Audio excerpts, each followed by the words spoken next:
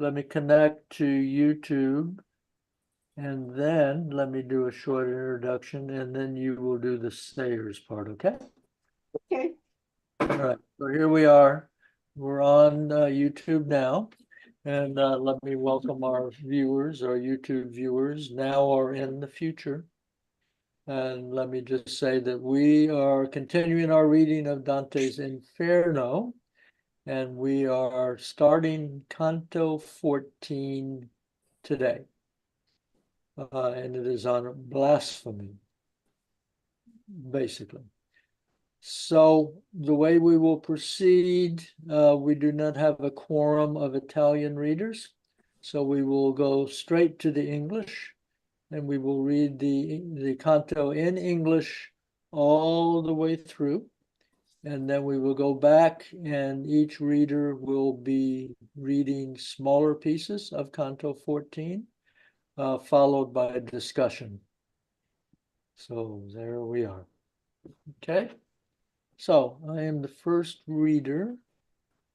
Well, Dee was Dee going going to give us Dee is going to give an introduction. Let me point out this introduction is actually written by Dorothy Sayers, and Dee will read it for us now.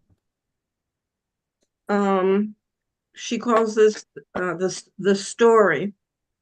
In a desert of burning sand, under a rain of perpetual fire, Dante finds the violent against God, nature, and art.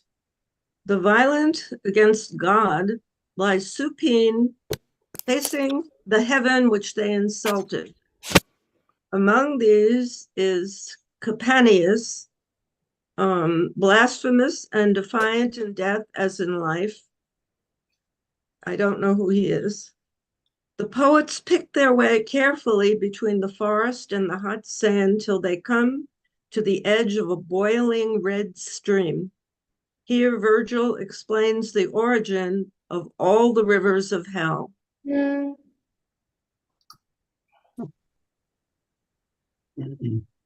That's the end of that reading, that description, Dee? The end. Okay. All right. So that being said, we will begin the English reading. And I added Dave to the readers, so I am the first reader, and let me get to my copy. And here we are. Oh, that's right. I need to remember I'm doing the English.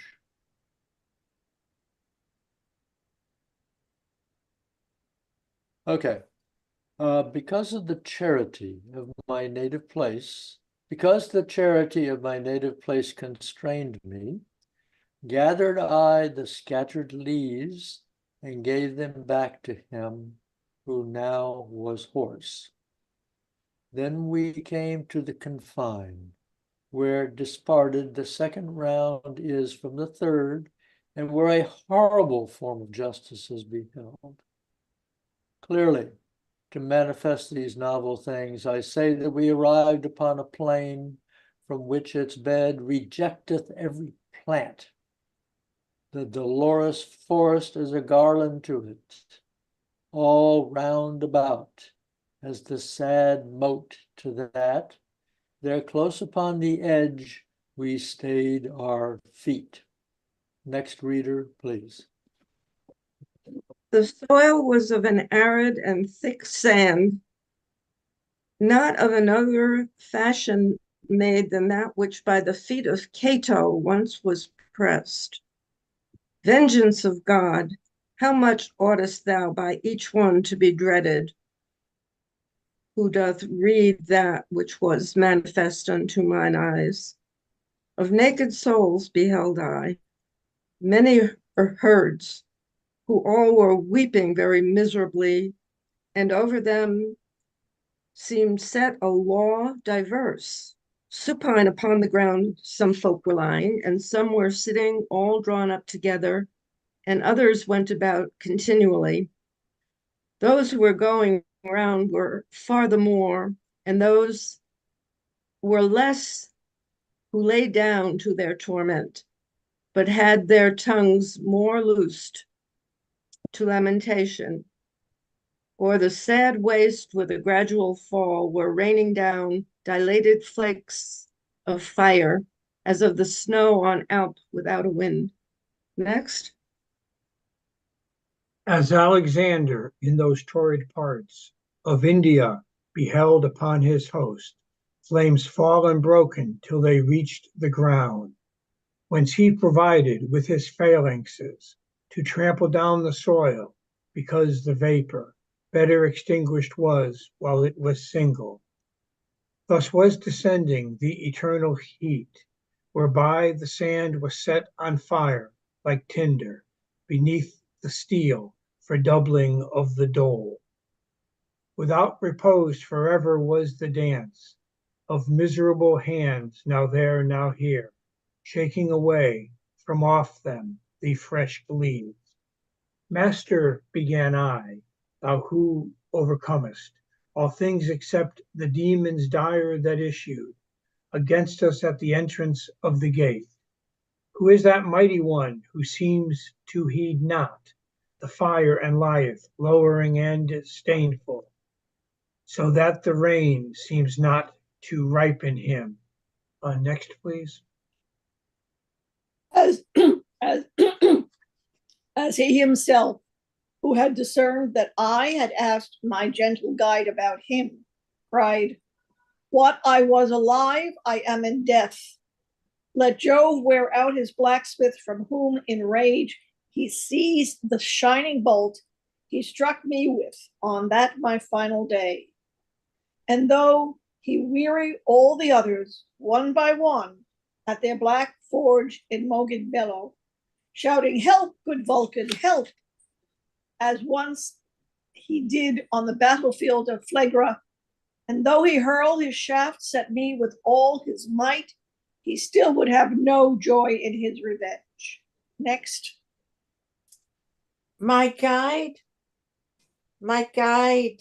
spoke back at him with cutting force. I never heard his voice so strong before. "Oh, Carpenius, since your blustering pride will not be stilled, you are made to suffer more. No torment other than your rage itself could punish your knowing pride more perfectly." And then he turned a calmer face to me, saying, "There was a king, one of the 7 besieging Thebes, he scorned, and would seem still to go on scorning God and treat him lightly. But, as I said to him, he decks his chest with ornaments of lavish words that prick him. Now follow me, and also pay attention not to put your foot upon the burning sand, but to keep them well within the wooded line." Next. Speaking no word, we came to where there gushes forth from the wood a little rivulet, whose redness makes my hair still stand on end. As from the Bullicame springs the brooklet, the sinful women later share among them, so downward through the sand it went its way. The bottom of it and both sloping banks were made of stone, and the margins at the side, whence I perceived that there the passage was. In all the rest which I have shown to thee, since we have entered within the gate, whose threshold unto no one is denied, nothing has been discovered by thine eyes, so notable as is the present river, which all the little flames above it quenches. These words were of my leader, whence I prayed him that he would give me largesse of the food for which he had given me largesse of desire. Next, please. Far off amid the sea, there lies a waste country, he said he called Crete, beneath whose king, once on a long lost time, the world was chased. A mount is there named Ida. Many a spring laughed through its ferns of yore, and the valleys smiled, forsaken now like some old, moldering thing. There Rhea once found safe, cradling for her child, and to hide his cries lest danger come to path, let fill the hills with corybant clamors wild. A great old man stands under the mountain's mass. Towards Damietta he keeps his shoulders holden, and he looks on Rome as though on a looking glass. He towers erect, and his head is purely golden. Of the silver fire his breast and arms and hands, of brass down to the cleft his trunk is molten. And thence to the ground his legs are iron bands, save that the right foot's baked of earth and clay, and that is the foot upon which he chiefly stands. All but the gold is cracked, and from the play of that great rift run tears gathering and dripping, till out through the cavern floor they wear their way, into this vale from rock to rock down dripping, making a cairn, Styx, and Phlegethon. Then they take their downward course by this straight conduit slipping, to where there is no more downward. There they make Cocytus, and what that's like I need not tell, for thine own eyes shall look on Cocytus Lake. Duncan? And I to him, if so the present runnel doth take its rise in this way from our world, why only on this verge appears it to us? And he to me, thou knowest the place is round, and notwithstanding thou hast journeyed far, still to the left ascending to the bottom. Thou hast not yet through all the circle turned. Therefore, if something new appears to us, it should not bring amazement to thy face. Next, please. And I again, Master, where shall be found Lethe and Phlegethon? For of one thou art silent, and sayest the other of this rain is made. In all thy questions truly thou dost please me, replied he, but the boiling of the red water might well solve one of them thou makest. Thou shalt see Lethe, but outside this moat, there where the souls repair to lave themselves when sin repented of has been removed. Then said he, it is time now to abandon the wood. Take heed that thou come after me. Away the margins make that are not burning, and over them all vapors are extinguished. Okay. That completes the first complete reading of this. And now we'll go back and begin to read smaller sections and discuss those sections. Okay, so this is actually because the charity of my native place constrained me, gathered I the scattered leaves and gave them back to him who now was hoarse. Did we know what the scattered leaves were? Yeah, they were from the last canto, I think. Dee, remember the hounds went up and kind of shredded a human who'd been condemned to take tree form. Oh, I think that's it, isn't it, to other Yeah. people? Okay. Mm-hmm. Yeah, Yeah, so toward the end, at one point there, he asks them to gather them, to gather the branches. And John, can you just refresh me? I'm assuming when he talks about love or charity of his native city, it's because the request comes from a fellow Florentine. Is that correct? Yeah, Okay, yeah, I got it. think that must be it. Okay. let me see if I can go back, because that's the last part. That's referring to the last scene in Canto 13. Let me go to the end of that.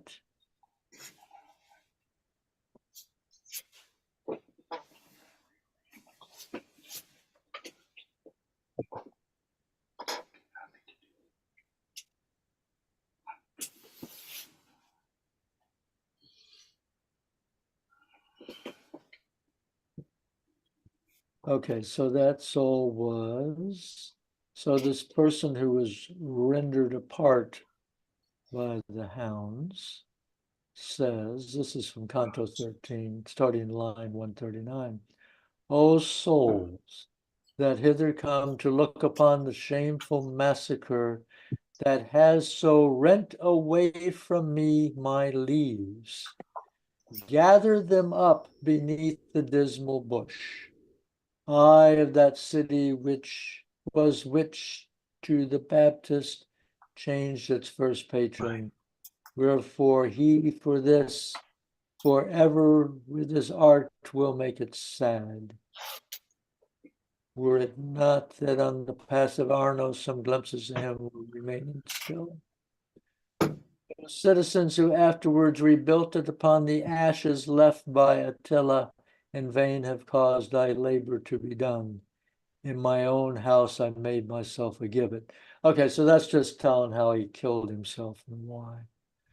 But Oh, the part relative to the beginning of Canto 14 is this uh, that is rent away from me my leaves, gather them up beneath the dismal bush. So Dante actually had a request from this fellow, and Dante And, is honoring that request in this first part of Canto. and and what's his name, this guy? This shave, I should say. We don't know. Oh, you don't It's know. it's never given. All right. Thanks, John. Yeah, the nameless suicide. Yeah. The only thing we know is that he's a Florentine, Because there's and he's referring to the city's first patrons. And see, I didn't really realize this.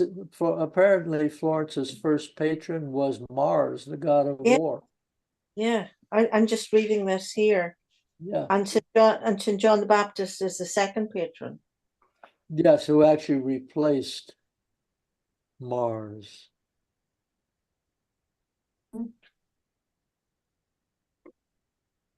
Okay, so I think the next reader can go ahead and go on. I'm satisfied just with clarifying the first three lines here. Okay, I think that is I. Then came we to the confine where disparted. The second round is from the third, and where a horrible form of justice is beheld. Clearly to manifest these novel things, I say that we arrived upon a plain, which from its bed rejecteth every plant. The dullest forest is a garland to it, all round about, as the sad moat to that. There close upon the edge we stayed our feet. The soil you know was what? of it. John, let me interrupt you. Sure. Back at the beginning of what you started, the second round disparted, the second round is from the third.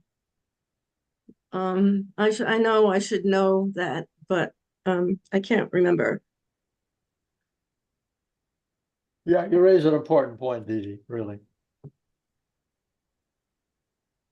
Um, yeah, I think it's uh, the violent were divided up into those who committed violence against others, and that was the pool of blood. And then we had the suicides, I think. Actually, it's more fundamental than that. This is once again reminding us that the actual physical shape of the Inferno is in the form of a spiral. And that and every shall we say circle of the spiral, of course the spiral is not a circle, but it's circular like, that you can never tell exactly what's around the next bend. So we're coming from the straight up suicide group,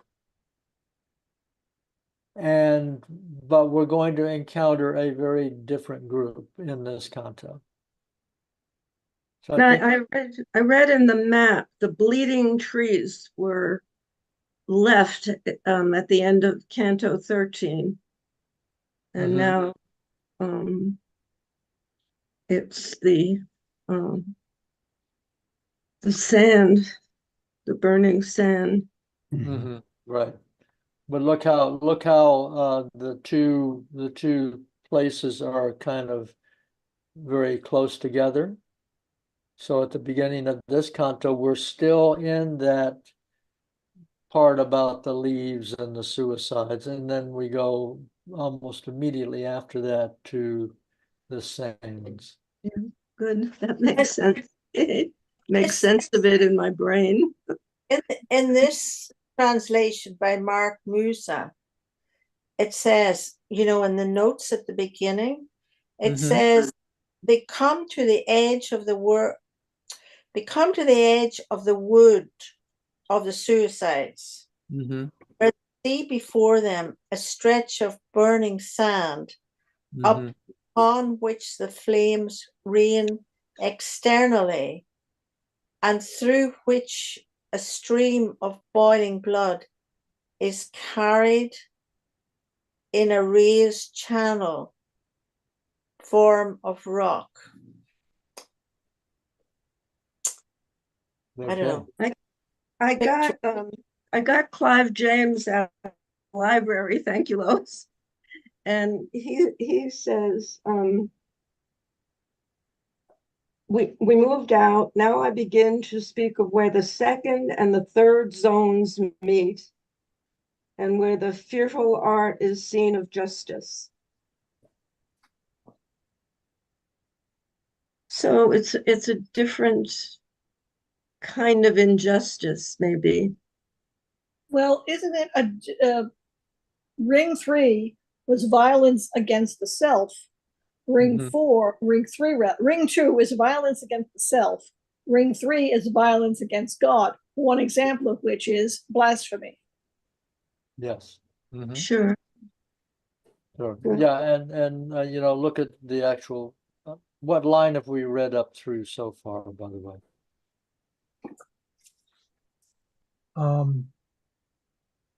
I think John? just 9.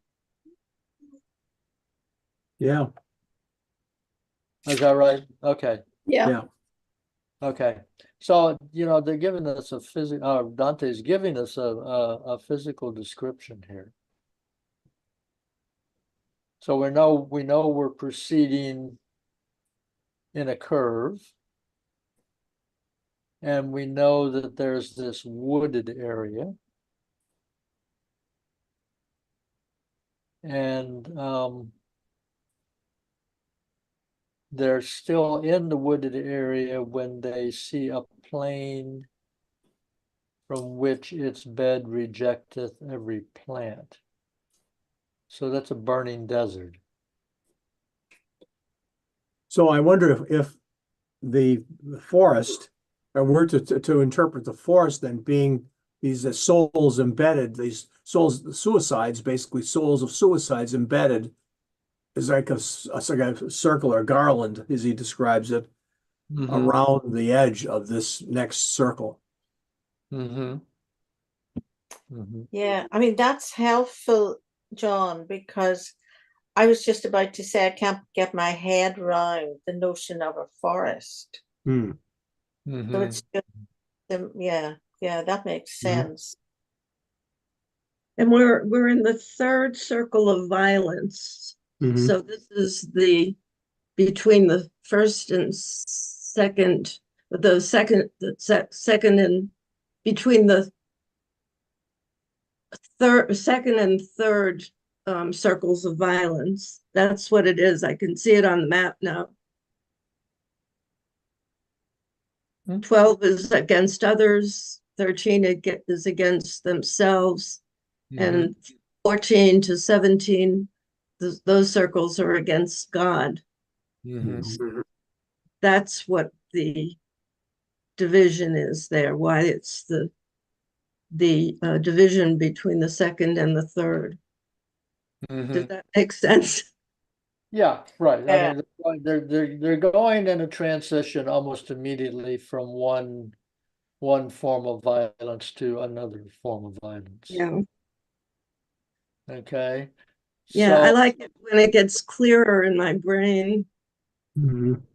yeah, I think he's working very hard to make all these descriptions as physical as possible. Yeah. And So okay, so like line 10, the Dolores Forest, which is the forest of the suicides, is a garland to this new area, all round about as the sad moat to that there close upon the edge we stayed our feet. Yeah. It's very vivid now Mm. that we talked about it. Okay, then he shifts into the physicality of the new place. So I think Dee Dee actually um, let's have you read next, and then the next round have everybody take a look at the chat for the order of reading. So what we have now, we'll do 13. Dee, well, we'll do Dee Dee and then we'll do Lois. And Decius, we gotta add Deci on here. and where's John? I just did some reading. Yeah, he just Probably. did some reading. John was is so enamored of this particular canto that he couldn't wait to read it. Yeah, I thought it was me, but then when it was John, I thought, okay, it's John. I jumped the line. You jumped the line, but that was okay. We commend that kind of enthusiasm. That's very good to We see. do, we do. Yeah. Okay, Okay. And Thirteen. there's Decius as well. Decio, I just added Decio to the reading. Yeah. Okay. Okay, 13. The soil was of an arid and thick sand, not of another fashion made than that which by the feet of Cato once were pressed. This is horrible. Vengeance of God, oh, how much oughtest thou by each one to be dreaded, who doth read that which was manifest unto my eyes? Of naked souls beheld I many herds, who all were weeping very miserably, and over them seemed set a law diverse. Supine upon the ground, some folk were lying, and some were sitting all drawn up together, and others went about continually.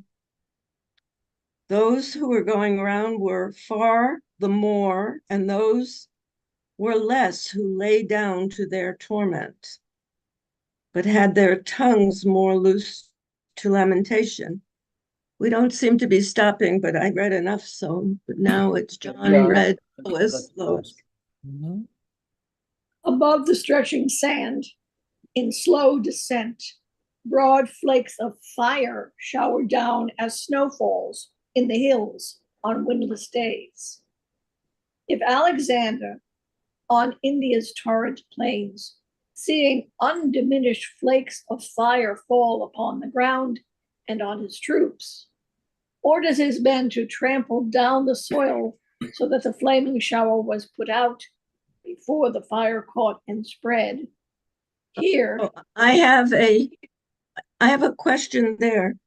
Is that historically what happened to Alexander and his troops? You know, he got as far as India, but he became one of those figures about which a lot of semi-mythical stuff was written, and I think this must come from one of those sources. But he did get as far as India, and his troops at that point refused to go any further. Yeah, aren't they, is that's not supposed to be the infamous origin of the, oh God, what were the Nazis into? The Aryans? The Aryans. This is not the origin of the Aryans. One of the stories for the origin of the Aryans is it was Alexander and his soldiers who had entered into India. I don't know. Well, the We don't- Aryans, I think, were supposed to have originated in that part of the world. Yes. Yes. And I'm not familiar with that particular one, Yeah. but that might very well be. Yeah, I think that is actually the origin of the Aryans from India. I believe at least one of the legends is it was Alexander and his soldiers. And I'm making a creative interpretation that it says, as Alexander in those torrid parts of India beheld upon his host. I have a feeling that when Alexander's army reached the some desert area in what was considered India at that time, that was the beginning of the end of them as a military troop. That it was so hot and dry. This is, like I say, just creative interpretation on my part. And maybe- Nobody knows what precipitated the troops' refusal to go any further, but he did have to turn back at that point, and he made an error. Then he came back through I'm trying to remember the name of it, but a desert area, and because he wasn't cognizant of the winds and things, his supply ships couldn't keep up, and he actually lost a lot of men on the march back toward the west. Okay. But And maybe there are all kinds of theories about why the men at that point decided enough was enough. maybe people believed that India was that hot, people in Dante's day. I'm sure Well, there it are was. parts of India that are definitely that hot. I Yeah. mean, southern India right now is burning up.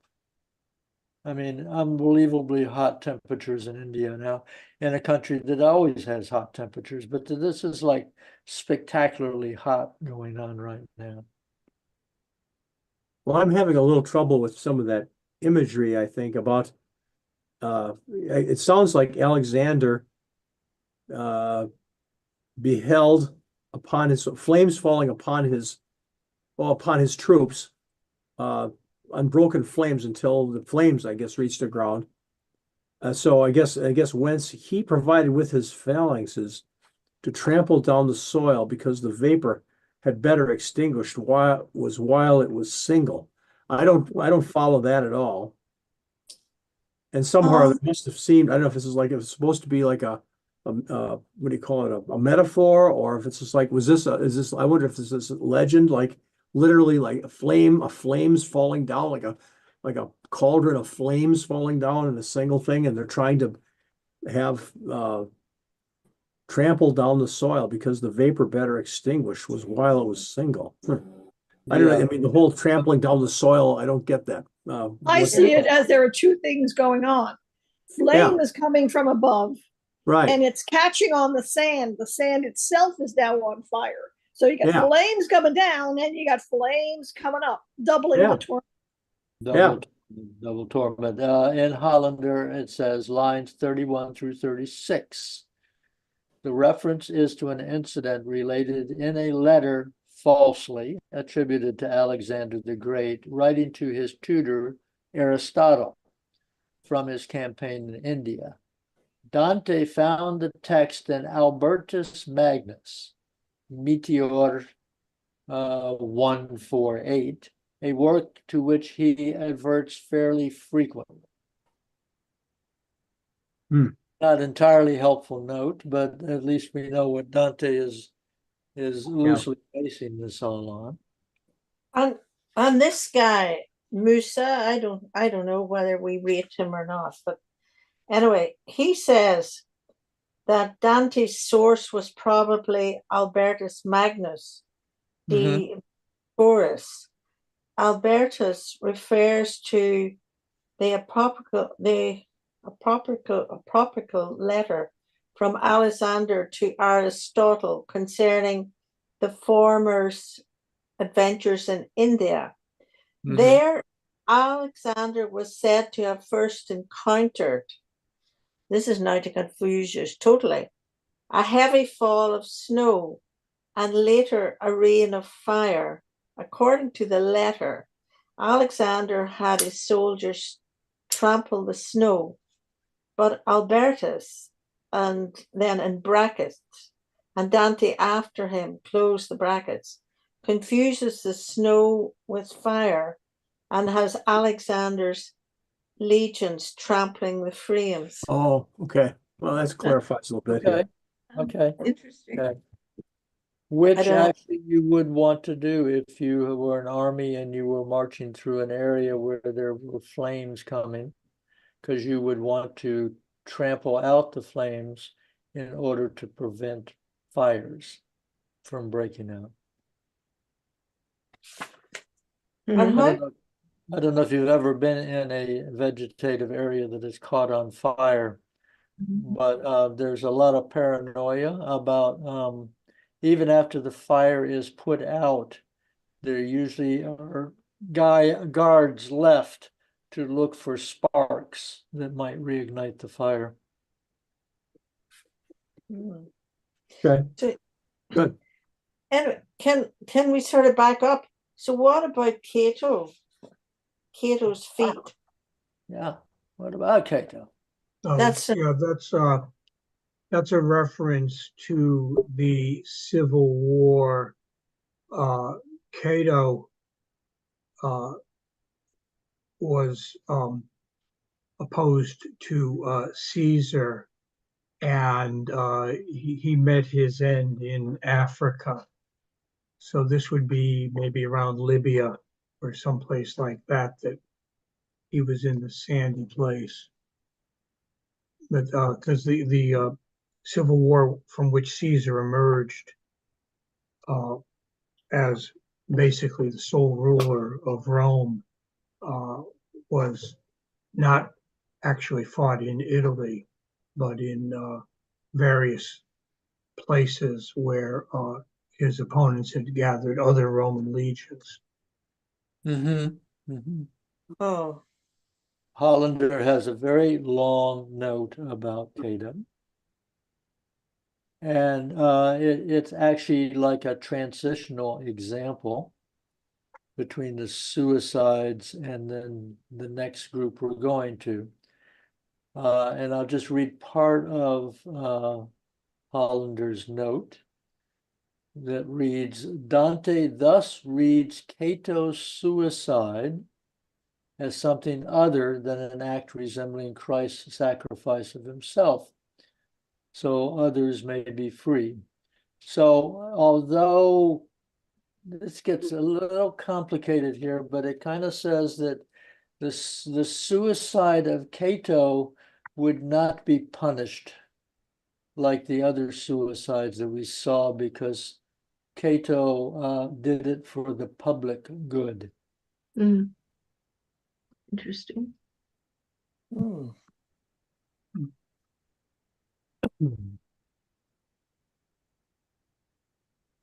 then it says at the bottom of that note, I really recommend, if you get time, go and look at the Hollander note. It says Dante's text will not permit us such luxury of avoidance. Is Cato a Christian through a process that no one can understand is saved? Yeah,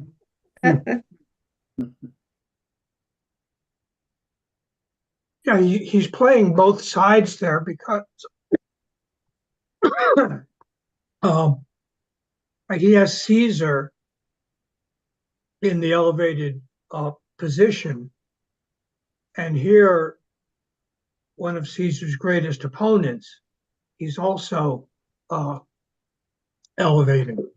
Oh, Mm-hmm. Mm-hmm. hmm.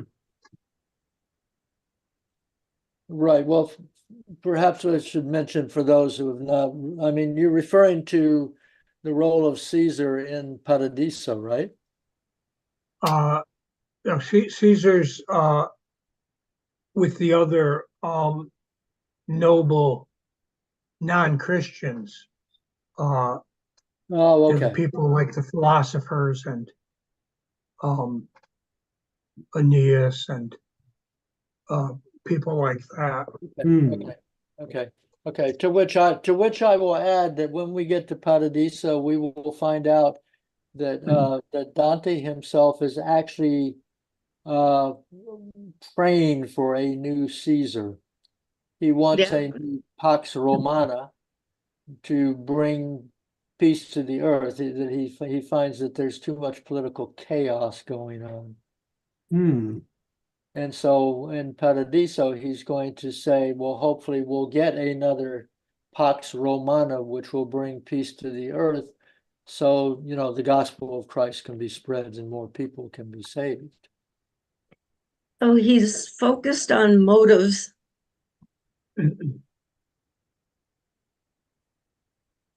It's his Yeah, deciding who yeah. goes where. It's their what would you call it? What motivates them? Greed, so forth. Hmm. Hmm. Hmm. Well, maybe motives, maybe in the case of Caesar, actual results. Well, that he was uniting, wanted to. that he united the world under one law, enforceable law, and that is very important for the spread of the gospel of Jesus. Oh, you are such a genius. Are we talking about Cato the old or Cato the young? I'm gonna put Would be me on. Cato the younger.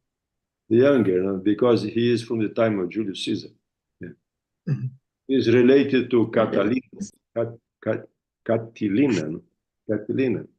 The discourses of Catilina.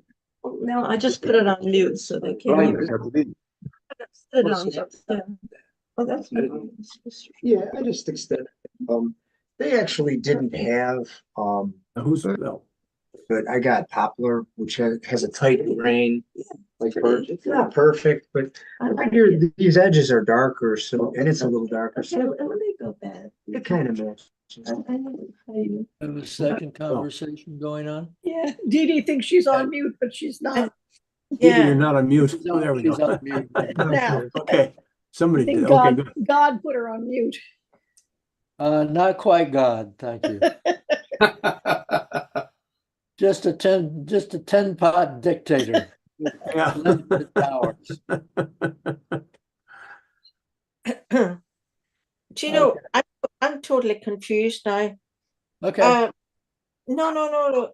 Who are we talking about? Are we still talking about the suicides? No, No. Well, Okay. the problem is it's kind of twixt and tween. Remember, we're on the borderline Yeah, okay. between the suicides and the desert. That actually Virgil and Dante are kind of threading this little narrow thing, which is on the edge of the wood of suicide, but not in the desert of the blasphemers. Yeah. So I'm, You know, I So think that's- that the little diversion about Cato, I think detracts from the thing. I think in a way with the, I don't know why he brings up Cato here because he's talking about he's using another. This is a reference really to the same sand. Dante seems to be trying to reinforce this idea of a kind of a plain, a desert type plain, arid, dry, and on fire, and using these kind of classic or ancient classic world allusions to underscore his point. First, he refers to Cato's feet walking upon these sands being trampling down, and then he talks about the phalanxes of Alexander the Great like trampling down again the sands of the sand, and then the fires, the flaming fires. So I think we're talking really, he's just setting, I think he's just setting the stage for this physical stage for the area that they're of hell that they're in right now, or this area of violence or whatever, it's of hell. And so I think this is, we just, to keep on course here, I think we just need to focus on that and not get, I think, I was wondering about why these allusions, but I think he's just using those because I suppose to his audience at the time, those those are literary allusions to things that would underscore his point, to things that maybe they've not had any personal experience of, and so maybe they've had experience of, they can relate to that somehow better than if he tries to describe this. So that's kind of what my take would be on this. Okay. But it's still, we're talking about the sand, not so much Cato and Alexander. Right. Yeah. So Because the language that I have about the sands is much like the sand pressed long ago beneath the feet of Cato. We're talking sand. We're really not talking Cato. right. Yeah, yeah, okay. Okay. But it does nicely confuse things that Cato happened to be a suicide. It does, yeah. I wonder, does anybody know if he's ever mentioned again? Because I mean, John, you say he's maybe in the same way as Caesar is, but maybe he is and maybe he's not. Maybe this is just his passing way of, well, we'll throw Cato in here too. And no, he's going to be saved. Cato is actually. He's in purgatory. According to my notes, he's also in purgatory. Okay, so we encounter Cato actually in purgatory, in the Purgatorio. This is just an advanced teaser. That's right. Yeah. Oh, yeah. There you go. Okay. All right. Okay, but you are right. I mean, the most important part of this whole thing is that we have entered a new area where we have burning sands, and we have these people. Some people are walking around in it. Some people are lying down in it. And I think some are buried in it. I don't think they're buried. You don't think they're buried? Okay.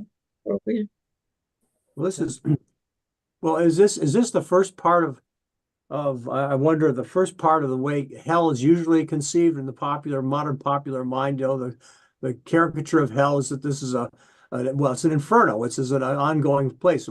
So far we've encountered people up to their eyeballs, or some of us wallowing in rivers of mud or blood, and we've now trees, and now we're getting into the real hot part of things here. Well, the heretics were in tombs, and there were fires around them. Okay, there are fires around. So okay, that's right. Okay. But it wasn't directly landing on them the way okay. it is with these guys. Well, he's ramping things up here in a way then. Yeah, he does not like the blasphemers. And yet there's this, I don't dispute that point, and yet there is this stanza at 16. My translation reads as thus, and so there's some description. He editorializes for 3 lines, and then there's more description. But I think the editorializing is quite telling. 16, line 16. Fearful art thou, vengeance of God. He that now reads what mine eyes with awe plainly beheld, well may he dread thy rod. I'm not sure if this is a matter of fact, warning to the reader that, I am a vengeful God, as it says somewhere in the Bible, or if this is a comment on Dante's part that some of these punishments are a bit over the top, and maybe there's a bit of both. I lean on the side that Dante is saying, oh, you people running around saying, God damn this and God damn that, you don't realize what kind of danger you're in, and you better pay attention, because even if you don't think that blasphemy is a big deal, you might be really, really sorry later. Yeah, fair enough. And I guess it just points to the difficulty of the time intervening between Dante's audience reading this and ourselves. Because, this is a great work of poetry. That's why I tune in week after week. But I find quite a bit of it morally offensive. And I suspect that Dante's audience probably would not have. Oh, Okay. I think, sure. But I think he leaves it ambiguous enough so that he wasn't agreeing with his audience. He was not agreeing. Mhm. That he was saying things that, if they were in obedience, weren't ambiguous, would have gotten the church to take revenge on him, active revenge, more active revenge. Well, I think it's important to realize that this is Dante's Inferno. Yeah. That Dante, this is a hell that has never been before Dante created it. I was going to say, a lot of our modern images, the things that came forth are modern, and the centuries after Dante have, I think, relied upon the imagery and so forth that he's portraying with his poetry here to come up with this idea of hell. The biblical references to hell are very, there's Sheol or a grave, or there was another thing about maybe that would have been a pit or something outside of Jerusalem, I've heard, that where they're essentially their waste pit, where things were burned or something like that. I'm afraid they had a name for that place. I can't remember. Gehenna, I believe, John. What was Gehenna. it? Gehenna. Gehenna. There you go. That's what right. Exactly right, Dave. So this is something, that in a sense, this is a bit of I guess propaganda in a way that he's really painting. He's going to really paint. I think a few people think this is going to be some kind of a picnic or something like that. It's not like that nice thing in the whatever. If you even read the Bible, this is a terrible place, and so I'm going to tell you how bad it is. But actually, I think in actual fact that Dante's hell is relatively speaking benign compared to some of the other visions of hell. There is a book, something like the Inferno before Dante. Oh, yeah, that's what I was thinking of. There must have been mythic representations of hell. And to go to probably an easy prominent point in that book is that in Canto 5, which is the Francesca and Paolo, who are just being blown around by wind. Most visions of hell for adulterers were direct torture of genitalia. Well, I see your point there. Yeah, Duncan. Yeah, I guess that is kind of benign comparatively. And an overall feature of Dante's hell is in every case he uses the contrapasso. And the contrapasso basically means the way that a particular type of sinner is tortured in hell is actually of their own making. Okay. That it's really not God punishing them. It's them punishing themselves through the very sin that they have been sent to hell for. So vengeance of God there in line 17 or whatever. Yeah, line. Yeah, it's really not vengeance of God. To argue my point, it's actually vengeance created by the sinner. And in my interpretation of that point, it says, "Oh, just revenge of God." Mm-hmm. Good. So it's a just God getting I actually Is- like that. I like that better than just straight up vengeance of God. Hmm. yeah. Oh, I But don't know. if I've got you a look at the Italian, there is no word there corresponding to just in that canto. It's Okay. just vendetta. Okay. It's just O vendetta di Dio. Okay. What is the wording, John? O vendetta di Dio. And O that means vengeance of God. Of God. Yeah, there's no the word no just. adjective just or no adjective at all. Okay. Okay. interesting. So this okay. No.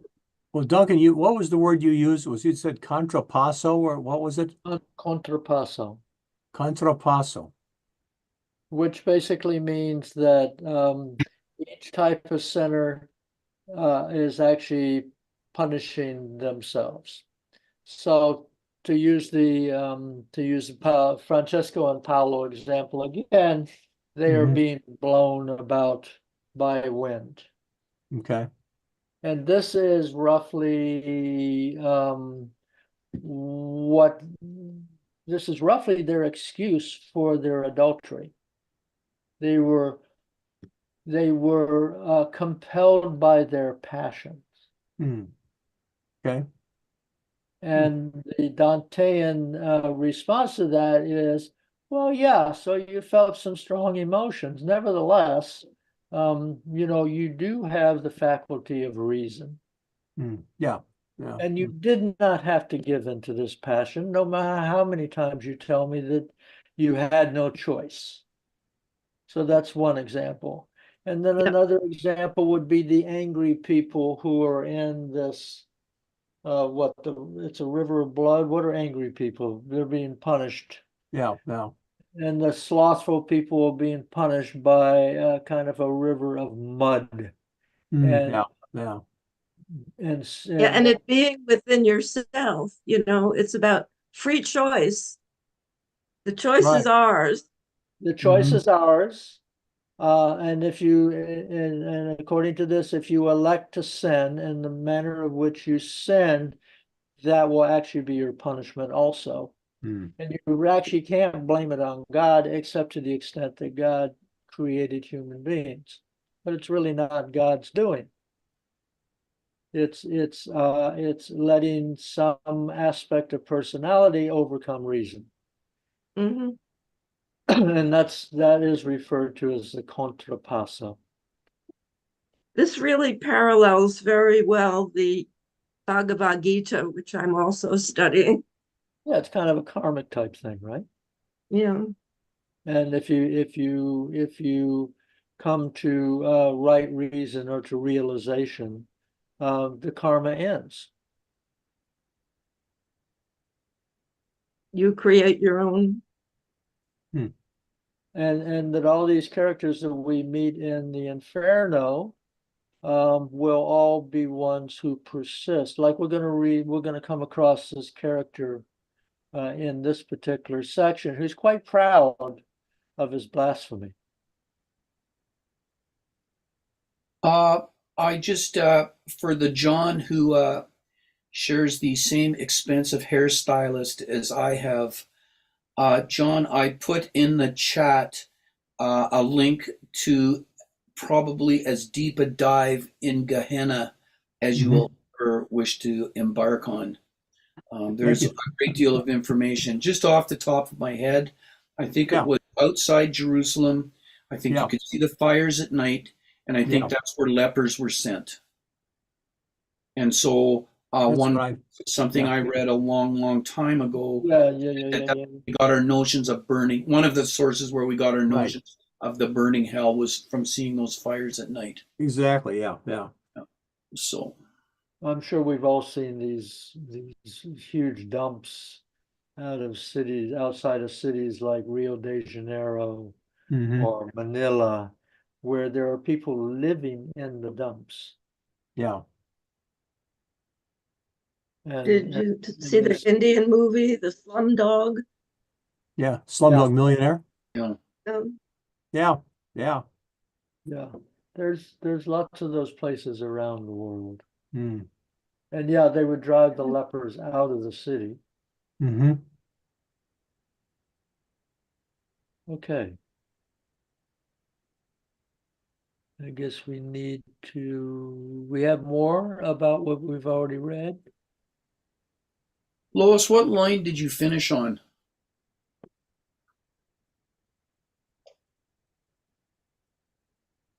I didn't finish. I was in the middle of something. Right. Yeah, I You interrupted were Lois. interrupted. I think Dee Dee Right, interrupted well, there. read on then, Lois, and tell us what. I think we're around maybe 30. Okay. Okay. No, we didn't get to them roaming around yet. We were at, okay. Of Alexander on India's torrid plains. We got to the part where they were sitting and standing. Yeah, I think this is where we were. Some lay face up upon the ground. Mhm. I'm looking at like 19.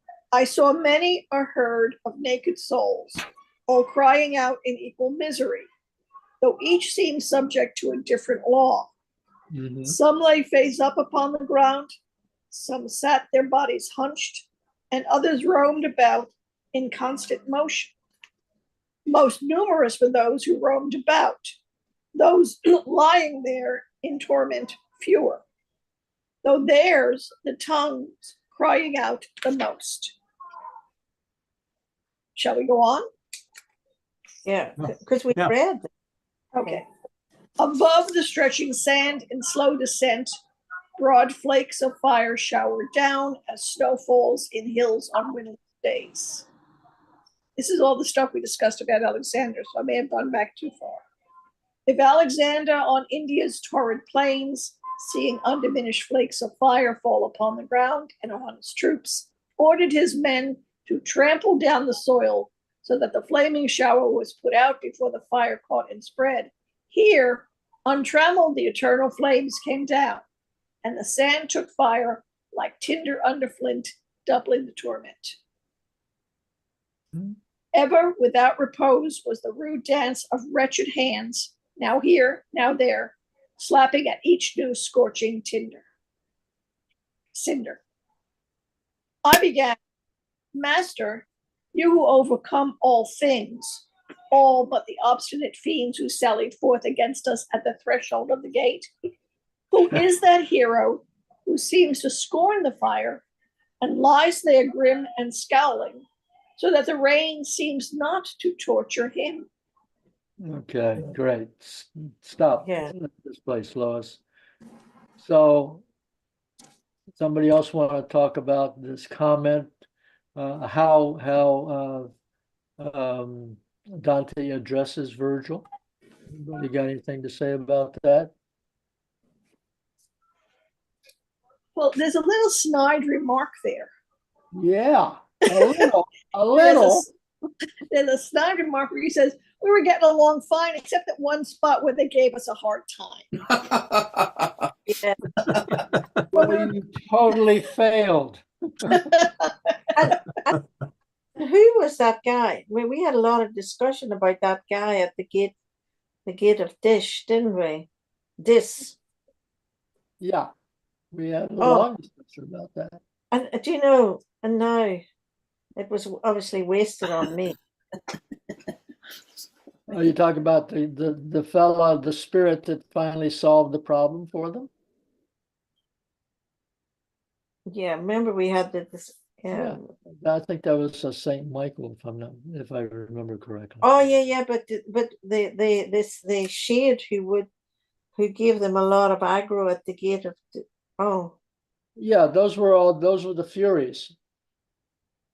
yeah. Oh yeah, got it. But I mean, you know, as Lois said, put it so demurely. And Dante's straight up slapping Virgil in the face. It's a pretty outrageous, actually. Master, thou who overcomest all except the demon's dire that issued against us at the entrance of the gate. Where is that? Dante, Around That's on line 45. 43. Starts at 43. Yeah.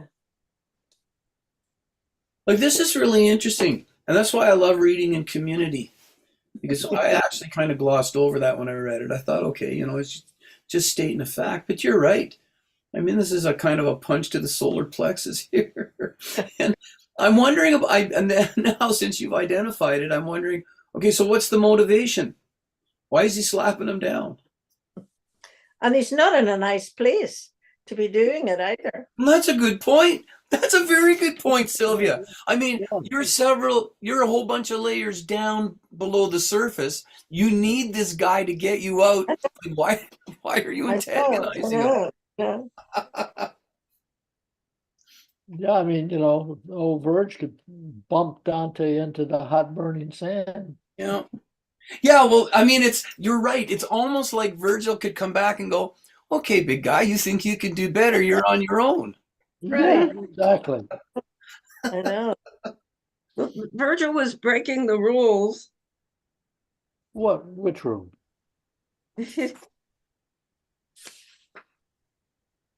Didi, what do you mean?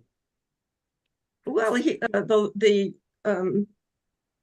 alive um, tourist he was shepherding wasn't in the right place. He didn't belong there.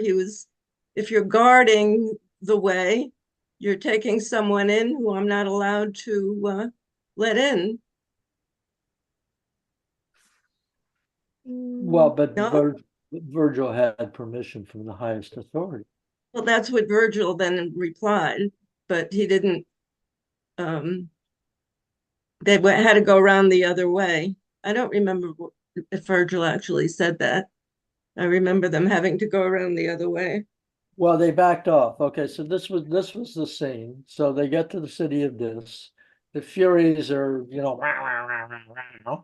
and Virgil, tries a few tricks and they don't work, and then he kind of backs off, and he's wondering what to do. And Dante, and at the same time, he's trying to, bluff Dante that Virgil stole his powers. But they actually have to wait until this Saint Michael shows up that kicks the gates open. Mm. He Yeah. needed help. Mhm. Yeah. And that's in Canto 9. That's back Okay. in according to my And of course, Virgil didn't have any actual power. He needed help, He needed help. which Yeah, exactly that. there were words that, he was appealing for help, I think. Yeah, but at the same time, he was trying to bluff Dante. Yeah, but Dante got it. That was the problem. If Yeah. Virgil just said, you know what, this is beyond my pay grade, I need to ask for help, Right. fine. But he tried to bluff Dante that everything was perfectly okay and he had everything under control. He didn't want to worry Dante. Remember how frightened Dante has been up to that point. Every fearful ambiguity in Right. But dangerous place he was in actual fact, Virgil's behavior upset Dante greatly.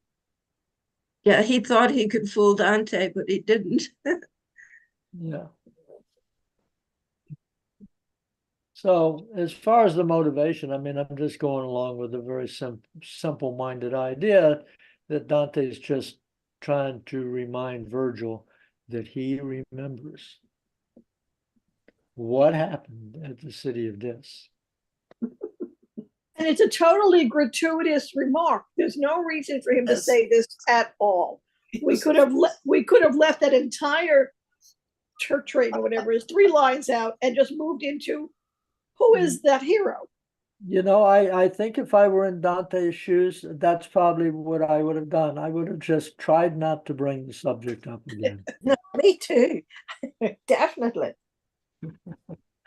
But that's not what Dante did. So, so here we are. Okay. Like, it's the equivalent at the end of a wonderful evening with a lady to go, it's such a perfect date, except when you spilled the soup into my lap, you know? Why would you do that? Exactly. But the reality is we do these things to each other all the time. All the time. All the time. All the time, even when we know better. Yep. Can't really. We just can't resist letting out that little statement that could bring a whole storm with it. And that's why I always say there ain't nobody here but us chickens. Yeah. Yes, Well, John and I more than Try once not have to get on our reminded high horses too often. John and I more than once have reminded each other of things we did as freshmen and sophomores that we'd rather forget. That's right. Oh, true. And probably as seniors too. I understand. The juniors for sure.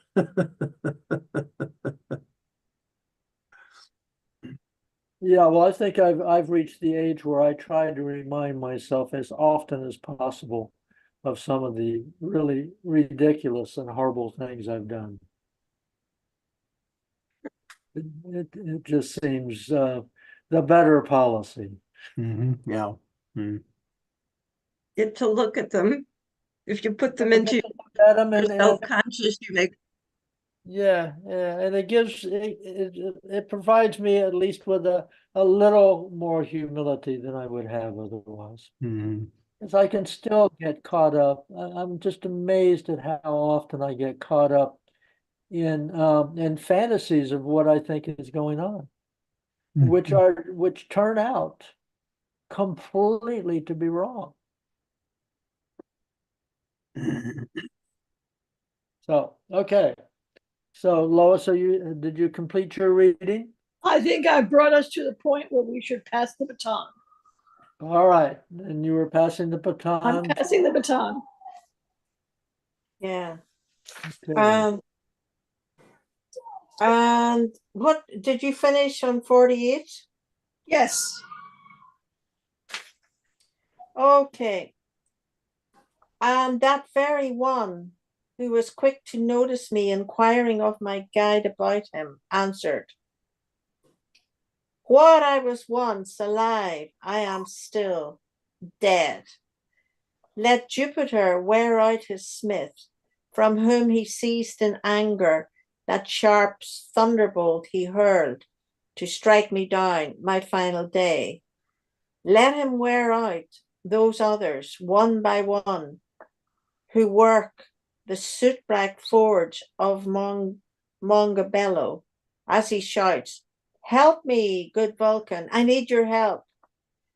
The way he cried that time at Phlegra's battle, and with all his force let him hurl his bolts at me. No joy of satisfaction would I give him."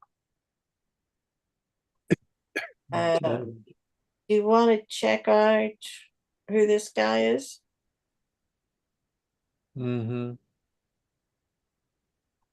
Yeah, we do want to check out who this guy is. Next, if my location is correct, it's in the next stanza.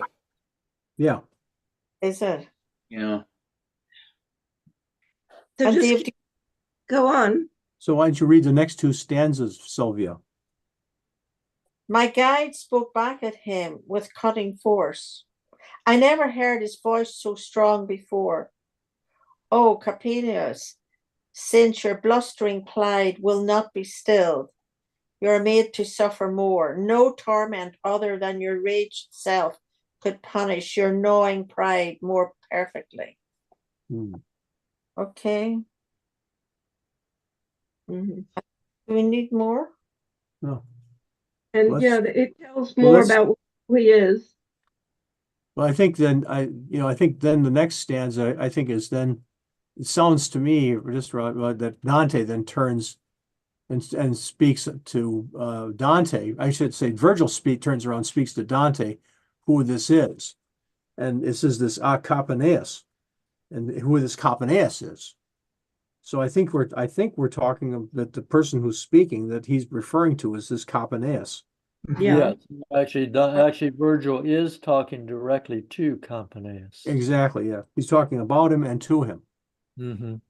And who is right? Do we want to? Capaneus. It actually does tell you starting on 67 who he is. Yeah. The next three stanzas give you some And explanation. do you want to read that? Dave, are you after me? I'm not. It is actually John Me, from yeah, okay. Minnesota. Let me continue then. Then he turned round to me with better lip, saying, one of the 7 kings was he who Thebes besieged and held, and seems to hold God in disdain, and little seems to prize him. But as I said to him, his own despites are for his breast the fittest ornaments. Now follow me, and mind thou do not place as yet thy feet upon the burning sand, but always keep them close unto the wood. Okay. I think that's good. Right there, yeah. Yeah. Okay. So I think he's the blasphemer, and I guess he's one of the 7 kings who besieged Thebes. And it sounds like something from from ancient history or some ancient legend. I don't know. It's a continuation of the Oedipus story. Okay. Right after Oedipus blinds himself and goes into exile, his twin sons, Eteocles and Polynices, make an agreement that they will alternate years ruling Thebes. But after Eteocles' year is up, he won't step down and let his brother replace him. So Polynices gets this band of kings together from the various kingdoms in what was Greece, and Capaneus is one of them. Dante probably got this from Statius, who wrote an epic poem about this. And Statius, for some reason, Dante had great admiration for. He puts him in purgatory. Oh, Yeah. So, and then I guess Capaneus cursed Jupiter and got hit with the thunderbolt for his troubles. All right. Yeah. But please notice how curious this is. This is a section. Okay, so this is Dante's La Commedia, and we're in Inferno, and yet in this particular case, when we get to the part of blasphemy, the example he's using is blasphemy against Jove. Yeah. And apparently something that's not like a real life example, you might say, but it's something out of a Greek mythology in a sense. Yes. Isn't it? Very And it's the only example he gives. Yeah. Yes, it's very curious. Like maybe there's too many examples. He couldn't use a real life because that would be too much like, well, he doesn't want to get too specific, I guess. Yeah, I'm not sure why he did that. I mean, I can make stuff up, make a guess that perhaps he took blasphemy so serious that he did not even want to use an example of blasphemy against the Christian God. So he chooses a classical God to illustrate blasphemy. Yeah. I think Shakespeare sometimes makes references. I mean, Help Me Out group makes references to Jove when really he's talking about God, but it's kind of a euphemistic way of putting it. And I wonder if perhaps that's what's at work here too.